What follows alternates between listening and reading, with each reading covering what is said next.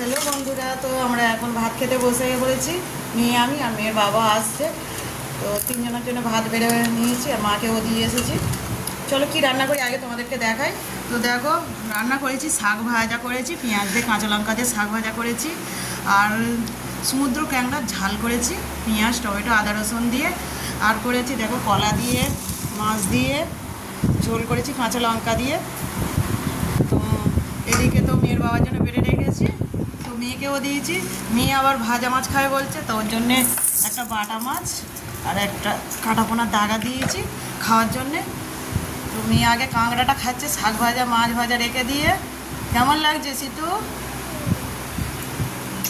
এদিকে দেখো কাঁকড়ার ঝাল আছে, তো কাঁকড়ার ঝাল দিয়ে ভাত খাবে কারা কারা চলে এসো বন্ধুরা। প্রথমে আমি শাক ভাজা দিয়েই খাচ্ছি।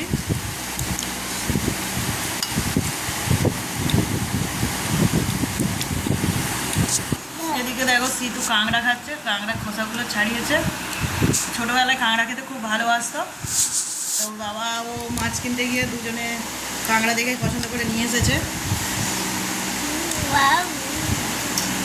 আর এটা কি শাক? এটা হলো বর্মা শাক ভাজা। আজকের করেছি বর্মা শাক ভাজা করেছি পেঁয়াজ দিয়ে।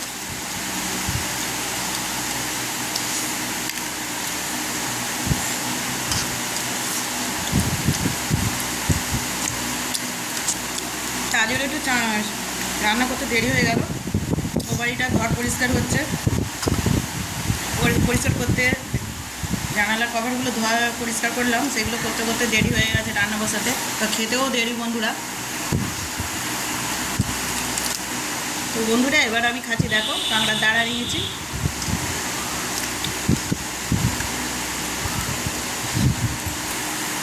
দাঁড়াটা খুব সুন্দর খেতে। এটা কাঁকড়ার ঝাল দিয়েই ভাত খাওয়া হয়ে যাবে, আর ঝোল লাগবে না।